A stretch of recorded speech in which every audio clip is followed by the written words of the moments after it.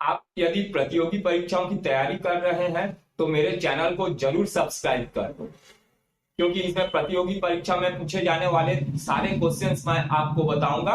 अभी हमारा टॉपिक है एलसीएम एचसीएफ, ठीक है, लघुत्तम समापवर्तक और महत्तम समापवर्तक।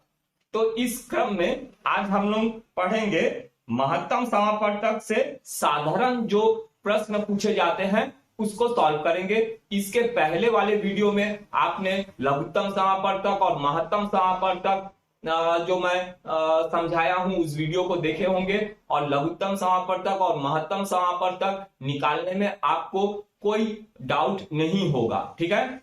तो इससे संबंधित कुछ प्रश्न देखते हैं। आप वीडियो को जरूर देखें और पूरा देखें, आपको बहुत चीज सीखने को मिलेगा। तो पहला क्वेश्चन है, वह बड़ी से बड़ी संख्या ज्ञात कीजिए जो 24, 60 और 84 को पूरी विभाजित करे, ठीक है। तो क्वेश्चन को सबसे पहले अच्छे से समझना। क्वेश्चन में ये बोला है 3 संख्या दे दिया है और बोला है कौन सी बड़ी से बड़ी संख्या है जिस संख्या से ये तीनों संख्या को हम भाग दे सकते हैं, ठीक है। तो ऐसा जब क्वेश्चन रहेगा तो इसमें महत्तम समापवर्तक निकालेंगे हम, HCF, ठीक है। तो देखो यहां पर हमको 3 संख्या दे दिया 24, 60 और 84, ये, ठीक है। तो इसमें कौन सा बड़ी से बड़ी संख्या ऐसा है, ठीक है, जिससे ये पूरा भाग चले जाए, ठीक है। क्वेश्चन में यही बोला है। तो एचसीएफ निकालने के लिए देखो, मैं इसके पहले वाले वीडियो में आपको बता चुका हूं, एलसीएम एचसीएफ निकालना, उसको जरूर देख लेना। तो यहां पर हम एचसीएफ अगर इससे निकालना चाहे तो क्या करते हैं, एचसीएफ निकालने के लिए कि वो कौन सा संख्या है जिससे ये पूरा भाग चले जाए, तो वो होगा इसका HCF, महत्तम समापवर्तक, ठीक है। तो देख के पता चल रहा है ये 12 से सभी कोई भाग चले जा रहा है, तो इसका महत्तम समापवर्तक जो है 12 है, ठीक है। तो देखो अगर डायरेक्ट पता नहीं चल रहा कौन सा संख्या बड़ा संख्या, तो हम 2 से कर लिए इसको भाग, तो ये हो गया 12 और यहां पर 30 और यहां पर 42, फिर 2 से कर दो, सबको ही 2 से भाग हो रहा है, तो यहां 6, यहां 15 और यहां पर 21, ठीक है। अब देखो 3 से सब कोई भाग जा रहा है, तो 3 से जिस संख्या से सभी कोई भाग जा रहा है उसी संख्या से करेंगे। तो यहां पर 2 होगा, यहां पर 5 होगा, यहां पर 7 होगा। अब कोई ऐसा सिंगल नंबर नहीं है जिससे हम सभी को डिवाइड कर सकते हैं, ठीक है। तो बस यहीं पर हम रुक जाएंगे। तो इसका HCF बराबर या महत्तम समापवर्तक बराबर ये 2 गुणित 2, 2 गुणित 2 गुणित 3 बराबर 12। अभी रुको, वीडियो छोड़ के जाना नहीं, अभी मैं आपको बहुत सारा चीज बताऊंगा जो आपको जानना जरूरी है, ठीक है। इसका तो आंसर आ गया कि 12 वह संख्या क्या है, 12 है, ठीक है, जिससे ये पूरा के पूरा भाग चले जाएगा। इस क्वेश्चन को मैं समझा रहा हूं, बहुत अच्छे से समझो।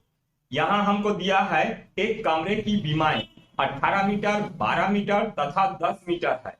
बड़े से बड़ा वह पैमाना ज्ञात कीजिए जिससे तीनों बीमाएं पूरी नापी जा सके। मैंने क्या बोला है, एक कमरे का लंबाई चौड़ाई ऊंचाई दे दिया है, हमको एक ऐसा स्केल लेना है जिससे वो पूरा नप जाए। जैसे देखो, जैसे ये बोर्ड को नापना है लंबाई और चौड़ाई, तो एक स्केल ऐसा लेंगे जिसको अगर इस तरह से हम इस तरह से नापेंगे तो यहाँ पूरा यहाँ तक नप जाना चाहिए। ऐसे नहीं लास्ट में इतना बच गया या लास्ट में थोड़ा सा बच गया, ठीक है। और उसी स्केल से हम ये चौड़ाई को अगर ऐसा नापेंगे तो वो पूरा नप जाना चाहिए। ऐसा ही नहीं कि लास्ट में इतना सा बच गया थोड़ा सा, ठीक है। उसी स्केल से जिसमें लंबाई चौड़ाई और ऊंचाई पूरा नप जाए, ठीक है।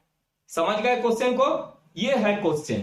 इस ऐसा जब क्वेश्चन पूछता है तो इसमें भी हमको महत्तम समापवर्तक ज्ञात करना पड़ता है, जो लंबाई चौड़ाई और ऊंचाई दिया हुआ है, ठीक है। तो क्वेश्चन मेरे पूरे वीडियो को आप लोग अच्छे से देखो, आपको बहुत सारा चीज सीखने को मिलेगा।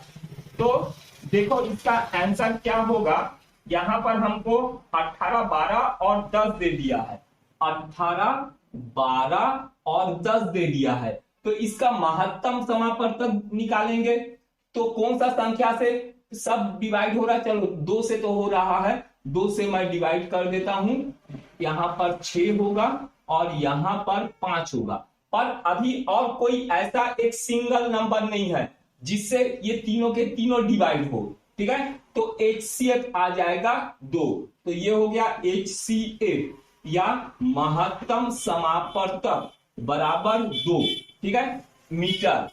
तो क्या है देखो, वो स्केल होना चाहिए हमारा 2 मीटर का, ठीक है। वो 2 मीटर का अगर स्केल है तो वो क्या होगा, लंबाई, चौड़ाई और ऊंचाई जो 18, 12 और 10 दे दिया है सबको पूरा पूरा नाप देगा। ऐसा नहीं कि लंबाई को नापा और नापने के बाद देखा लास्ट में इतना छूट गया, या चौड़ाई को नापा देखा वो थोड़ा सा ज्यादा हो गया, वो स्केल में बच गया। ऐसा नहीं होना चाहिए, लंबाई और चौड़ाई को पूरा नापेगा तो वो क्या होगा, 2 मीटर वाला स्केल जो होगा लंबाई को पूरा पूरा नापेगा, चौड़ाई को भी पूरा पूरा नापेगा और ऊंचाई को भी पूरा पूरा नापेगा। समझ गए? अभी वीडियो छोड़ो, नहीं समझ गए हो तो अगला जो क्वेश्चन है वो भी इंपॉर्टेंट है, क्वेश्चन को अच्छे से समझना। यहां पर देखो बोला है एक आयताकार खेत 320 मीटर लंबा तथा 200 मीटर चौड़ा है, खेत में अधिकतम क्षेत्रफल वाली बराबर नाप की वर्गाकार क्यारियां बनानी है, प्रत्येक क्यारी की भुजा ज्ञात करो। सबसे पहले क्वेश्चन को अच्छे से समझो, ठीक है। तो बोला है ये एक खेत है, ये एक खेत है जिसका लंबाई और चौड़ाई दे दिया है 320, ये 320 और ये 200 दे दिया है, ठीक है। तो अब इसमें वर्गाकार कुछ क्यारी बनाना है, ठीक है। तो इसमें प्रत्येक क्यारी की भुजाएं क्या होगा, तो जैसे यहां पर ये एक क्यारी, ये एक क्यारी, इस तरह से वर्गाकार बनाना है। तो ऐसा ना हो कि यहां पर इतना छूट गया और यहां पर बनाए तो यहां पर क्या हो गया, इतना छूट गया, ऐसा नहीं होना चाहिए। यहां पर भी पूरा पूरा जगह यूज होना चाहिए, पूरा पूरा स्पेस यूज होना चाहिए। वहां पर भी देखो, यहां पर जैसे यहां पर इतना छूट गया, छूटना नहीं चाहिए, यहां पर इतना छूट गया, छूटना नहीं चाहिए, ठीक है। और बराबर भी होना है। तो इस तरह से कितने, ये जो क्यारी जो है स्क्वायर है, वर्ग है, इसकी लंबाई चौड़ाई हमको पूछा है। ये पूरा पूरा इसमें कहीं पर कुछ बचे नहीं, ठीक है, सब बराबर होना चाहिए। ये है तुम्हारा क्वेश्चन, ठीक है। क्वेश्चन को अच्छे से समझो, ये तो मैं बना रहा हूं करके छोटा बड़ा हुआ है, ठीक है। तो समझ रहे हो क्वेश्चन, ऐसा नहीं कि यहां पर ये बड़ा बड़ा हुआ, लास्ट वाला छोटा छोटा बच गया, ऐसे नहीं, सब बराबर नाप का जो है वर्ग होना है। समझ गए? तो ऐसा जब क्वेश्चन रहेगा इसमें भी हमको HCF निकालना है, ठीक। तो देखो फिर से HCF कैसे निकालते हैं, इसमें कई सारा तरीका होता है, ठीक है। आगे भी वीडियो को देखोगे, छोड़ के जाओगे नहीं, बहुत सारा चीज आपको सीखना है अभी। तो देखो यहां पर HCF, ऐसा नहीं कि समझ में आ गया इसमें तो HCF निकालना है, आप वीडियो को स्किप कर दिए, ठीक है। वीडियो को स्किप करके नेक्स्ट क्वेश्चन को भी जरूर देखो, सब में आपको जानने को मिलेगा कुछ ना कुछ। तो देखो यहां पर HCF निकालना है किसका, 320 और 200 का हमको HCF निकालना है। तो HCF निकालने के लिए कौन सा संख्या जिससे दोनों भाग चले जाना है, चलो 10 को ले लेता हूं, ठीक है। तो यहां पर 32 और यहां पर 20 होगा। अब कौन सा नंबर जो दोनों को भाग दे दे, 4 ले लेता हूं, 4 8 32 होता है और 4 5 20 होता है। अब कौन सा संख्या दोनों को भाग देगा, कोई संख्या नहीं है ऐसा जिससे दोनों भाग चले जाए, एक को छोड़ दो, 1 से होता ही है हर कोई, उसको छोड़ देना। तो 8 और 5 को कोई ऐसा संख्या नहीं है दोनों को भाग दे, तो बस यहीं पर रुकेंगे। तो ये महत्तम समापवर्तक माने HCF इज इक्वल टू इसका हो जाएगा 40 गुणित 10, 4 गुणित 10 बराबर 40 मीटर। तो ये जो है ये वर्गों का नाप जो है 40 40 40 40 40, यहां पे 40 40 40 40 करेंगे तो पूरा के पूरा जो है खेत भर जाएगा।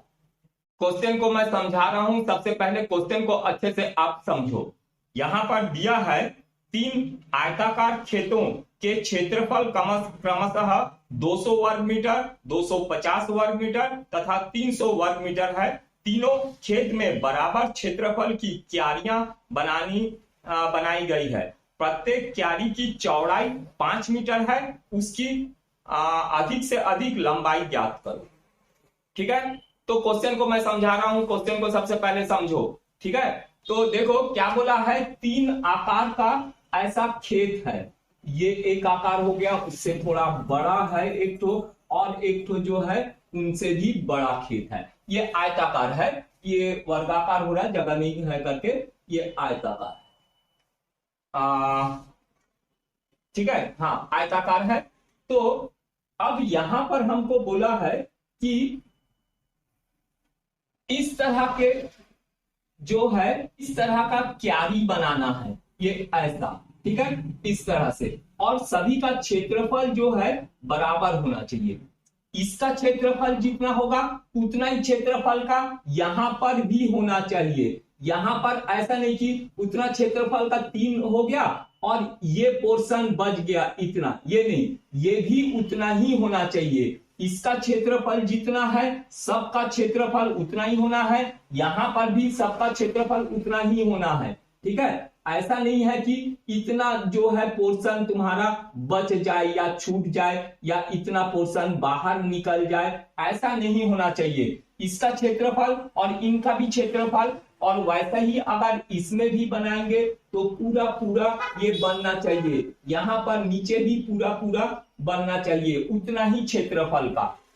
ठीक है, समझ रहे हो क्वेश्चन को? ऐसा नहीं कि ये वाला उतना ही क्षेत्रफल का थोड़ा सा बाहर निकल गया, ऐसा ही नहीं, इतना ही क्षेत्रफल सबका होना चाहिए।